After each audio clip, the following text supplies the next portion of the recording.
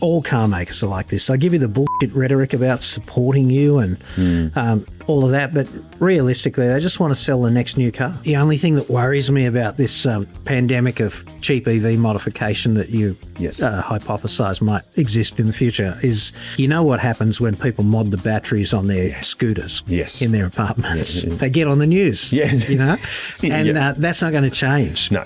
Again, I'm going to call out to the manufacturers here, BYD, GWM, Hyundai, everybody, with your small EVs, please do slightly spicier versions. But they don't market fun at all. You go to any electric car product page on a car maker's website, and it's all about range and boring safety stuff. And fuel, and it's got wireless Apple CarPlay and all of this stuff, right? Like, yay, but how about fun, dude? Because fun's a thing, and they are fun. Welcome to Auto Uncovered, the podcast where we uncover the stuff that other motoring outlets will not talk about, and we talk about it frankly and say exactly what we think. So if you're in the market for that, stick around. Not just bad things, but, mate, good things, mediocre things. Yeah, but bad things get a run, don't they? I mean, if it bleeds, it leads. So, this is true. Come on. I'm Adam Morris. I'm John Cadogan. Let's get into this. Let's. Are you compatible with cranky old boomer shouting at the sky? I can only just do this because if I'd been born 8 days later, I wouldn't be a boomer. But because I was born just on the cusp of Gen X or whatever the next one was, I feel entitled from time to time to just shout at the sky over things that shit me. And you were playing with this earlier, right? How nice is this gear shift lever? This is lovely. For those in audio space, I am currently holding a silver metal billet aluminium knurled shift knob. CNC machined shift knob. So this is the sort of thing you would do to your car if you want to make it a bit special. Yes. The sort of thing that's right in the middle of your redriven audience's to-do list, I would have thought. I've done this countless times. And I love this, right? I love it. It's beautifully designed, well executed, nicely machined, great surface finish, all of that shit, and then they ruin it. Like $18. I don't know how they can do that for 18 or 19 bucks on eBay, right? But then they ruin it because the thing they give you to adapt to the freaking car. I know. Like, come on. Okay, I'm now holding what seems to be the cheapest, lightest black plastic thread. If I had to guess, it'd be HDPE for high density polyethylene. The same stuff they make milk jugs out of and washing detergent containers. I've lost count of how many times I've gone to put one of these shift knobs on a car, and then you've got to use one of these little adapters. Yeah. And then you don't have a beautifully fitting metal on metal connection. You've got this kind of wobbly, sloppy thread insert thing. As an engineer, I would say that sucks the balls of a big black dog. It just does. Beautifully put. What? That is the rant. What, is there more to this? Yeah. Okay. Yeah, because I'm going to fix it. Okay. Yeah, because I'm not going to use it for my car, right? Because the reason I don't dick around with cars anymore is, you know how they go on? The cops go on about cars, right, that are modified. The fine-tooth comb comes out. So I'm at the point of my life where my car is completely standard and unlikely to deviate very much from that, you know, because I buy a car that does what I want. And in a machine shop, though, you can modify the crap out of anything. Like this milling machine, mill drill thingo here, I've modified the crap out of that. If that was a car, it'd be permanently defected. I love that. Right? Fantastic. Like it's got it's got 2-axis DRO. It's about to have a 3rd axis on the DRO, and I've no idea what that means. It's got like a computer that tells that tells the operator where the table is in relation to the thing doing the cutting. Okay. And then, so if you did that to a car, that'd be like putting 14 turbos in a row. Wow. In terms of its work envelope performance, right? Sure. And it's got this thing here. I stuck this thing here under the blue rag. Actually, we talk about the blue rag too. I uncovered this the other day from a previous event that I was on when I was actually a mainstream motoring journalist. Okay, for those that can't see, I'm now looking at a blue microfiber towelette embroidered with green leaves and in white Hyundai green diesel. Green diesel. Imagine some car maker doing that today. Yeah, I love that they also haven't taken the backing off the embroidery. Yeah, it's lovely. Yeah. They've done a kick-ass job. Yeah. So I thought I would give you a commemorative green diesel, and Sam can have one too because, you know, they don't make them like that anymore, right? We love prezzies. Harking back to this, this beautiful knob with a piece of shit connector. Yeah. Okay. Sounds like someone in my relationship. Yeah, totally. Yeah. Please don't feel like Robinson Crusoe there. The thing, even the fit of this thing in the thread, like it's 11/16 UNF, which you don't know what that means either. But it's I guessed that when I saw it. It's so did I. It's like the fine version of an modern imperial thread, not the kind of thread they use in a Land Rover, but something they designed, last century kind of thing, and still use in America today. Of course.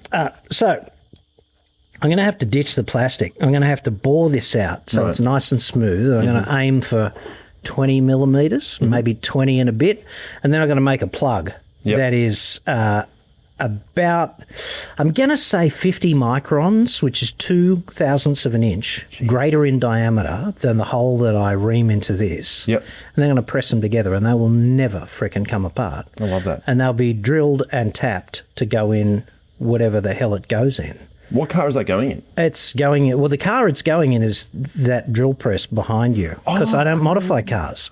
I hate those freaking rubber. See those rubber handles there? They suck. They suck the balls on a big black dog, and therefore they have to be this. That's so cool. So when I drill holes, it's got to feel like racing. I want to feel like I'm setting the lap record in my drill press. I'm going to go as far as saying I doubt anyone in the world prior to this has ever put a sport-style shift knob on a drill press. No, I don't think that's true. Okay, you think someone else has done it? I'm pretty sure someone else would have done it. Okay. Because this is a real thing, right? Yeah. And the broader point, as it pertains to motoring, is that, A, if you were going to fit this, you should go and talk to a nice machinist and just say, hey, dude, can you measure the thread on my gear stalk, shifter stalk, and can you make up a plug that actually fits this properly? Yeah. And can you press it in? And machinists would go, yeah, sure. And it'll probably cost you, I don't know, $100 or something. Yeah. And they can make it out of aluminium or brass or something like that. It'll never come apart and it'll feel the tits. Yeah. But it just shits me because they've gone to all the effort to make this and they've done it to make the knob and they've done a brilliant job and it's so nice. Yeah. And then they kind of ruin it Half-assed with at this half-assed adapter. Yeah. The inside of the adapter doesn't even have a thread on it. It's got 3 different adapters for 3 different stalks. Yeah. And the quote-unquote thread is you just screwing it on like, hello. This is, I think, because I've modified so many cars and I've done the gear knob change so many times. And I think, I don't want to say what has destroyed car modifying is cheap shit parts, but I think it's got a lot to answer for. Yeah. Because I've done the, Momo, Sparco, really high quality, or Bride from Japan, or HKS, or any of them really, especially the Japanese stuff. Yeah. And even out of the packet, like, wow, this feels amazing. But when you're actually putting it on the car, it's an absolute pleasure and joy to do. Sure. But then I've had the cheap shit cars where I've gone, well, I'm not going to drop $200 on a gear knob. I'll just get something, from eBay. And then you deal with these horrible plastic threads and it ruins the whole experience. Yeah, totally. And I get when you're on a budget, you want, I've been there, you want to use the cheap parts. But again, from doing it in the expensive way and doing it in the cheap way, I would highly recommend do less modifications and 1 or 2 really quality things. Sure. And that will make the difference. I realise that I have absolutely no entitlement to shout at the sky in this way because the total cost of the product with the 3 adapters is like under $19, and it was delivered, right? Yeah. Like I just clicked on eBay and 2 days later it got here. So the supply logistics, the price was beyond right. I get there's no legitimacy in shouting at the sky in this way. But I do find these adapters, because the way they sold me the adapters is it comes with 3 adapters for M10 by 1.5 and M12 by, and I'm going, great, awesome, great. And then I buy 3 of the fuckers, and the adapters are so preposterously shit, and it just takes the gloss off, dude. Like, I get it. No, mate, I get it. Are you okay? In time, okay. with the right medication and the appropriate therapy in the hot tub with the cheerleaders' mommies, I'll probably survive. It's funny that you bring this up in terms of a shift knob, because that, for me, raises something I want to talk about that is quite controversial. I've got a funny feeling that small city EVs are going to be the saviour for car enthusiasts. You think? Yeah. The reason this came up, we filmed the BMW i3 a little while ago. Mm-hmm. I cannot get that bloody car out of my head. And it was also owned by a guy that is a true car enthusiast. Yep. Mate of mine, Alex, rang me yesterday. We had a chat. He owns an Audi RS4. He's had R32 Golfs, bit of a Volkswagen guy. Yep. And he bought a Volkswagen Up as an interim car. He's just going to flip it and, get something else like a TT, RS or something. Yeah. And he's fallen in love with the Up, and it's become, in the fleet, his favourite car. BYD Dolphin. I drove one of those a little while ago, and I cannot get over how much fun that car was. We've also done a Nissan Note e-Power Nismo. Yep. Also another car that's fantastic. I really like the Hyundai Insta. It was fun to drive. Thank you for bringing it up. I have a funny feeling. I've done a bit of prep work here. Jesus. I'm sorry. Mate, I think, BMW i3, pricing currently ranging on the used market, 14,000 to 35 grand. 35 grand will get you the range extender, which is so technically a hybrid. Absolutely cracking car. You've got BYD Atto 1, that's the $30,000-ish new. BYD Dolphin, used market 20 grand to 40 grand. Just harking back to the i3, Yeah. what does 14 grand get you? That's the base spec, lowest battery. Like, honestly, these days, you're probably going to get 100k worth of range, which is fine for a city commute. Sure. If all you're going to do in it is drive to the station and the shopping and whatever, it's fine. Yeah. It's fine. The range extender, there's a couple of mods for the range extender as well, which will actually, because the range extender, the combustion engine, the two-cylinder, doesn't start until the battery depletes to a certain degree. Yeah. But you can get a mod where it kind of works more like the Nissan system, where it's constantly charging. Two-cylinder range extender. Yeah, Can you make it sound like a Harley? No. Well, maybe. It's the same engine that's in a whole bunch of scooters. I'd love it to sound like a fat boy rolling awesome. down the street That'd be brilliant. in your EV, saving the freaking planet. That'd be awesome. The GWM Aura, I haven't driven one, but they look fun. But we'll get to this in a sec. Hyundai Insta that you mentioned. Hyundai Insta, 25 grand they kick off on the used market to You're about kidding. 45. They've dropped. They've only been on sale for a bee's dick of time. Yeah, they've dropped about 5 grand in 12 months in value. So that's It's always nice when the previous owner bleeds all over something fundamentally okay. Yeah, don't buy a new one. Buy a used one.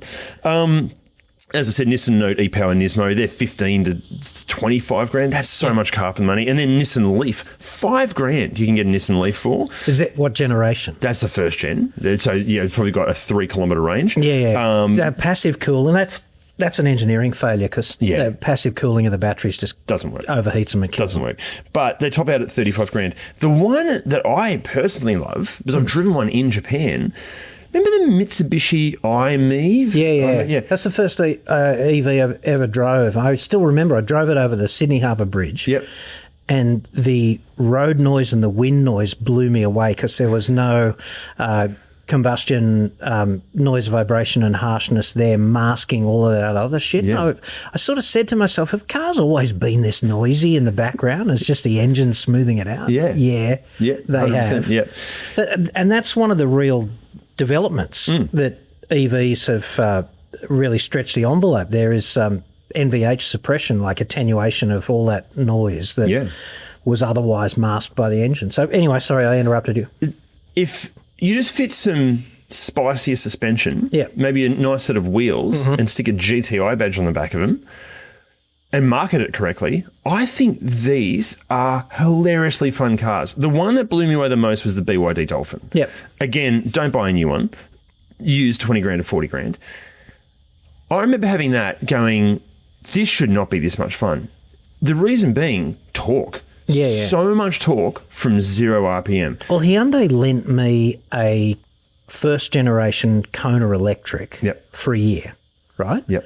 Ultimate EV skeptic gets to drive a Kona electric for a year. They didn't give it to me. They lent it to me. I gave it back, blah, blah, blah. And it was super fun. And it's cornered super flat and it had blistering performance in the domain of 0 to 70, 80 Ks an hour, like normal driving domain. It had blistering performance. But you'd get to a corner and you know how you've got this bookmark in your head of a car that goes this fast has that much grip, has this typically appropriate kind of grip. No. It had this really skatey eco tyres and it was terrifying tipping it in, right? So we got a set of used Michelin Pilot Sport 4S's or something, Wow, yeah. transformed it. Yeah. It was so much fun. Yeah. This is the thing. If you're listening to this and you're a car enthusiast, and chances are you're a petrol head like you and I are, go and drive any of those cars and then think about what it would be like with some good tyres, good suspension, and for visuals, nice set of wheels and a GTI badge. I reckon GWM, BYD, Hyundai, all these companies that are bringing out small city EVs, please jump on the enthusiast market here. Like Hyundai N have proven it with the i30 and the i20 and everything. I reckon, like you think back to the 1990s and early 2000s, Swift GTI was the car. Yeah. Not a fast car, but everybody loved them as they're just so much fun. I reckon these are more fun more of the time at reasonable speeds. The BMW i3, when it was new, was the fastest accelerating BMW had ever sold from 0 to 60 kilometres an hour, which is where you want it to be fast. Take that, M5. It was. It was quicker than an M5. Jesus. It was quicker than an M3. Yeah. They are blistering. Yeah. This is all this talk. Like EVs generally are blistering, and I get why people rave about them. Objectively, the driving experience in many measurable ways is superior. Like, there's no doubt about that. Yep. I've never criticised them for that. Yep. They're awesome to drive. Yes. And they're awesome to drive in the environment and the context that most people drive most cars most of the time. Yep. They're just... Yep. That Nismo Note e-Power thing we featured a while ago, which for those that don't know, it looks sort of like almost like a jazz type R sort of vibe. That thing, rumour has it that the boys at Renault Sport did the suspension calibrations for it, and it felt like it. It felt as good as any Renault hot hatch I've driven. It just had so much more torque. From off the line, it was an absolute weapon. Out of a corner, it was outrageous. Yeah. Okay, it runs out of puff above 70k an hour. Who cares? That's like you're going to have more fun more of the time at under 70.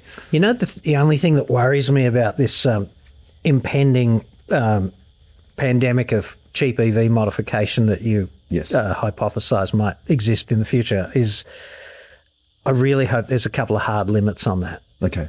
Such as let's not mod the battery.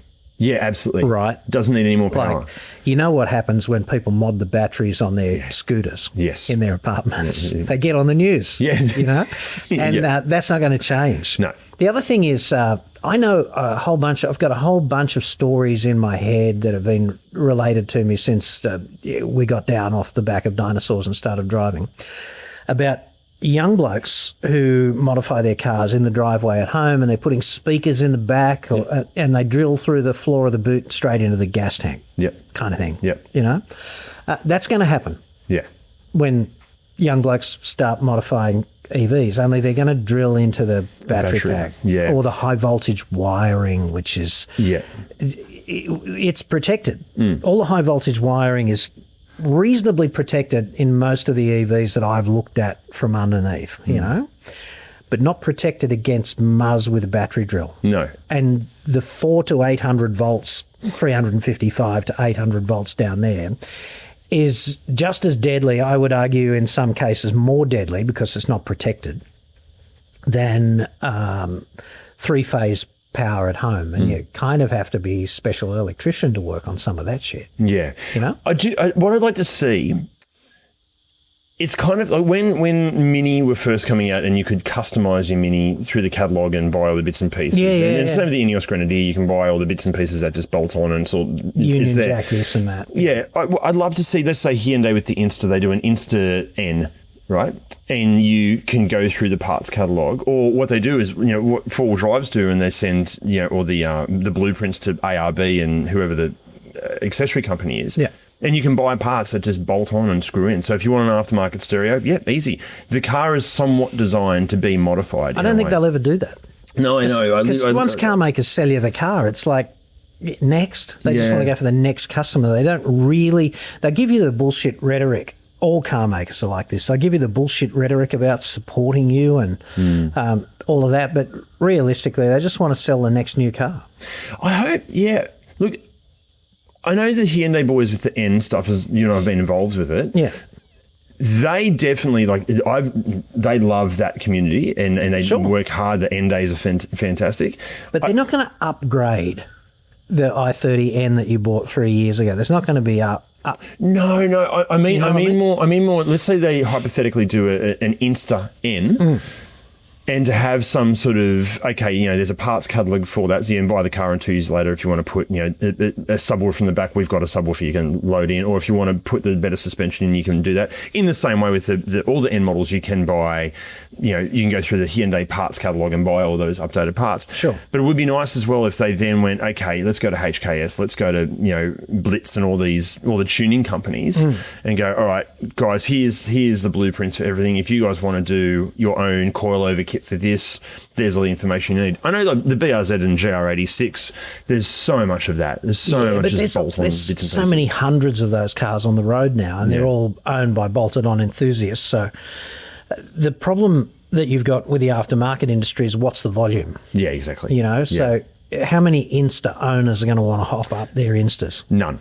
At the moment? Statistically, none. None. But I think if they did... In the future, there might be a few, but is it enough critical mass to warrant the R&D expenditure to do that stuff, the springs and the dampers? 100%. And, Great point. I think with, again, using that Insta as the example, Hyundai currently have... so i20 and i30N are not going to be around for much longer. Yeah.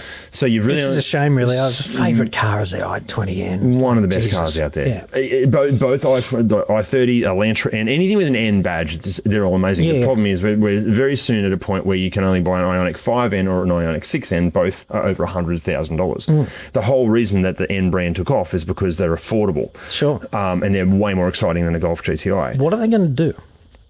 Is there a plan to roll out affordable ends? Otherwise, they're just going to get this established customer base that they've developed of ordinary punters who want to have fun driving affordable performance cars and lop them off at the nuts. Like, we don't have anything for you. Even Honda to a point, and Toyota to a lesser extent. So Honda Civic Type R, epic car, it's $80,000. Yeah, I know. It's not an affordable high hatch.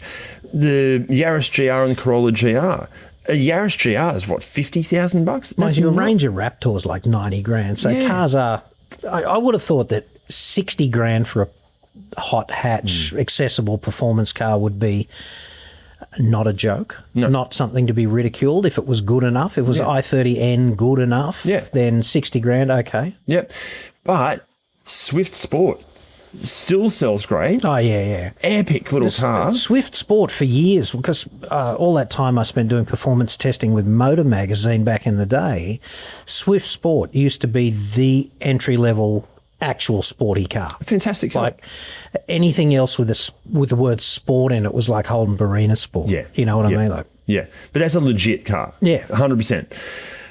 Again, I think if BYD took an Atto 1, GWM took an Aura, Hyundai took an Insta, and they priced it in that 30, maybe at most 35 grand mark. It doesn't need, I'm not saying it needs to set a 7-minute Nürburgring lap time. It's got no interest in lap times or acceleration times. Just got to be fun. It's just got to be fun. Yeah. And you market it correctly, and you make it the Halo model for that series of car, or not even the Halo model, just, okay, this is the sporty variant, because our Halo one is the luxury model with fake leather and whatnot. I think there's a definite market there. I think there's a lot of people crying out for a car that has a warranty, that they can drive around every day, do the groceries, but when you find a roundabout or a tight corner, you're giggling your ass off. Yeah. I think there's a market for that. Because it's interesting that you should say that, because the way EVs are being interwoven into the fabric of our transportation at the moment is they're being incentivized and otherwise promoted because of their alleged green footprint, their CO2 reduction capability. And I often do reports that upend that mathematically because facts. I just did one the other day where I looked at the grid composition if you buy a Model Y for like 75 grand or something, and then because you're a working stiff, you got to come home and charge it up overnight. And if you just plug in, and all you've got, let's say you sold an HSV Senator to buy a Model Y. Yep. That doesn't happen very often, but in any case, if you did, and 75 grand was the number, that's what you had to spend. You buy your Model Y, you come home from work, you plug it in, you're using the grid. You end up emitting about 1.5 tonnes of CO2, okay? But for 75 grand, you could also buy RAV4, mid-spec RAV4 hybrid. Yep. Right? And you could buy $20,000 worth of rooftop solar. Yep. Now, if you buy the RAV4 hybrid and you drive the same 15,000 Ks every year, that's 1.7 tonnes of CO2 versus 1.5 for the Model Y. Not a big difference, No. I would argue. But then if you put your 20 grand worth of rooftop solar on board, you're 4 tonnes in front because you're going to save about 6 tonnes of CO2 with your solar, and it's going to be offset by the 1.7 you emit in your car, but you're 4 tonnes better off. Yeah. And every time I do a report like that, there's a sinister core of people who say, yeah, but I didn't buy an EV for that. I bought it because it's just fun. Yeah. Like it's quiet and it goes like the clappers and blah, blah, blah. And I can't argue with those people. It's just, there's a disconnect between the way they're being pushed officially and the reality of carbon dioxide and mitigating that. And they're never selling EVs on the basis of fun. You go to any car maker website and it's almost like they're doing federal government appeasement. Yeah. You know, their marketing totally. is appeasing Chris Bowen and Two Chins in charge. Yeah. You know? Yeah. It's funny. I think as well, looking at the generations coming through. So, like we said all the time, kids on e-bikes, kids on e-scooters. Sure. In the next 5 to 10 years, they're all going to be in the market to buy a car. Yeah. And it's going to be a small, affordable car. And they already come from having to charge their bike and their scooter every night. Everything in their life plugs in, their phone. Exactly. So it makes sense to go, well, of course they're probably going to buy an EV because that's what they know. That's the technology they're familiar with. Sure. But again, we're talking young guys and girls. They want to have some fun. And it's not about efficiency and reliability and practicality. It's their first car. They want to have a bit of spice to it. Sure. That's why I think, again, like all of these super cheap city EVs, just with a bit of spice added to it, I think that's going to be a definite market. There's definitely a market for that. Also, I think that's what EVs should be.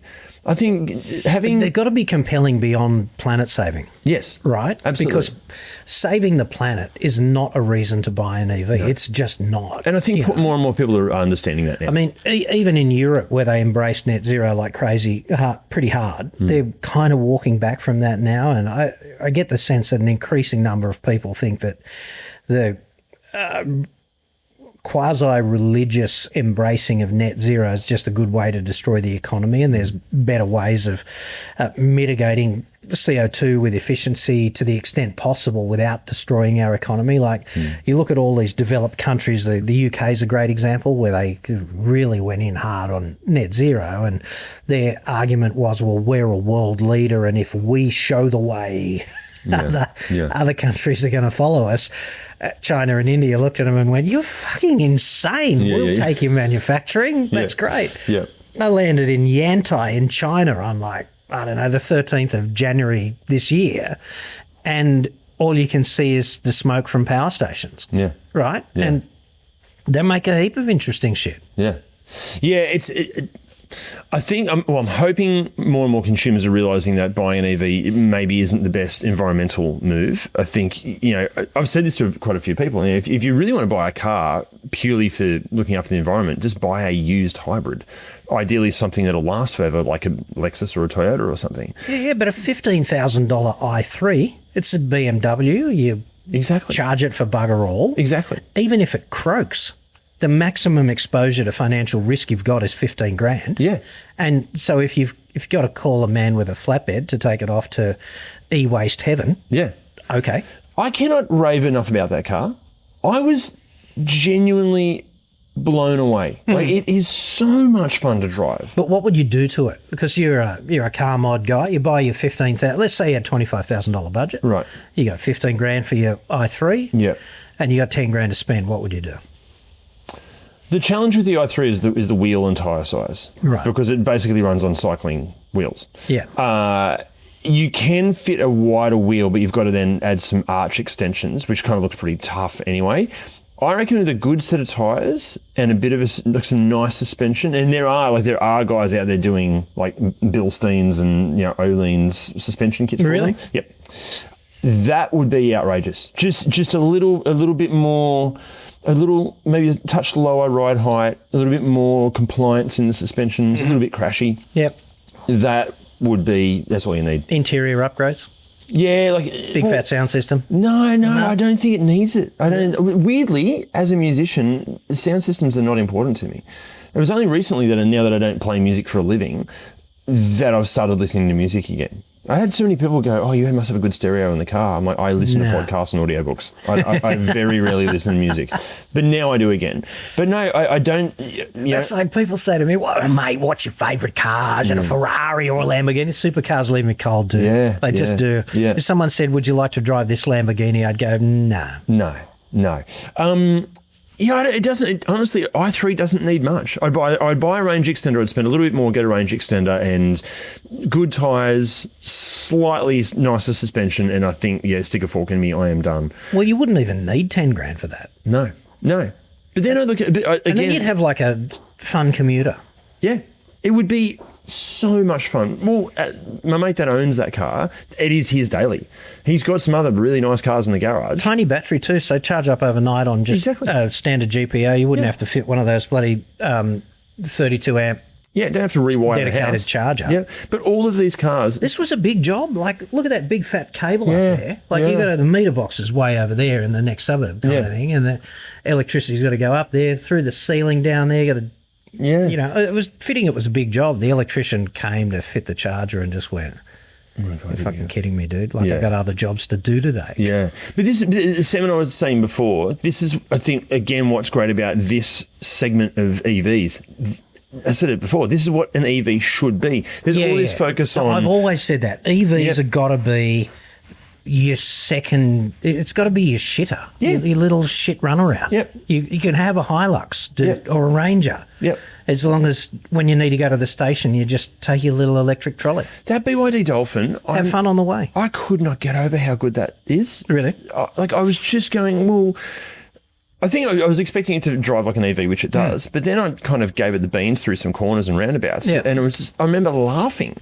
Things spinning up an inside wheel, and it's got so much torque. I'm like, this is epic. Well, you know what I loved about the Insta, right? I've always loved small cars because of the tip-in factor. Yeah. You can have fun in a small car, and if you get some serial masturbator in an RS3 who thinks he can drive but can't, you can round him up on the outside at 80 k's an hour, you know, and then he looks out the side glass and goes, "Well, this isn't supposed to happen." Yeah. He's got the full head tilt, of course, not really going for it. As far as the car's going, is that all you got? The thing I liked about the Insta was it had all of that small car chuckability, right?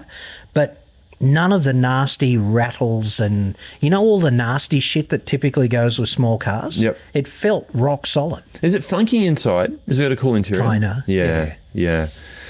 I think they're on. I think this is. But they do that off-road. It's got the roof basket, and it looks pretty tough, but the roof basket cuts like 100 k's off the range because of aerodynamic drag. So they have made an effort to funk it up. I think go the opposite. I think make it a little bit more like performance-y, not as in it doesn't need more power or torque. That's the other thing I love about it. You don't throw any more power or torque at them because it doesn't need it because of the torque. Like, it's funny, again, the internet and socials are just so obsessed with power figures. Forget power figures. That's great if you're on a racetrack. You want torque, and if you've got torque from 0 revs in a little tiny light-ish car. That's hilarious. The physics explanation for this, right, is that the only thing that makes a car accelerate, is power. Okay, you need power. Torque does nothing on its own because, if you grab a half-inch drive torque wrench, you can generate 300 newton meters, which is a shit ton of torque for a human. Like, it's a human. The thing is, you can't do that at 1,500 RPM. Right? And when you add the revs, you get power. So the thing that makes cars feel ridiculous is when you get a large amount of torque at low revs, because that is low RPM power. And petrol engines are crap at that, which is why they need fucking gearboxes.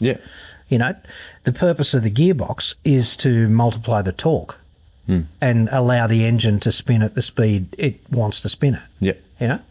So electric cars, that's why they feel the tits. They've got this single speed reduction gearbox in them that allows the motor to turn fast, and then, as you say, maximum torque at 0 RPM. So as soon as you move, you've got maximum torque, maximum low RPM power. Shit starts to happen really rapidly. Yep. And then it's kind of the opposite of petrol. You know, like a petrol engine starts, the car starts really rocking and rolling from about 60 Ks an hour. It's going, you know? Yep. And electric cars starting to run out of puff. Yeah.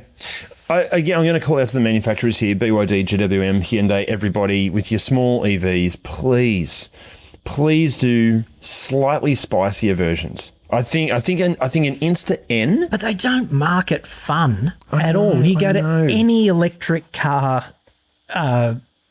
product page on a car maker's website, and it's all about range and boring safety stuff. And fuel, and Boring. it's got wireless Apple CarPlay and all of this stuff, right? Yeah. Like, yay, but how about fun, dude? Because fun's a thing, and they are fun. And we know it can be done at the extreme end of the spectrum, because look at the Ioniq 5 and Ioniq 6N. They are both They're ridiculous. ridiculous cars. It's like an RS6 for $100,000 off. That is.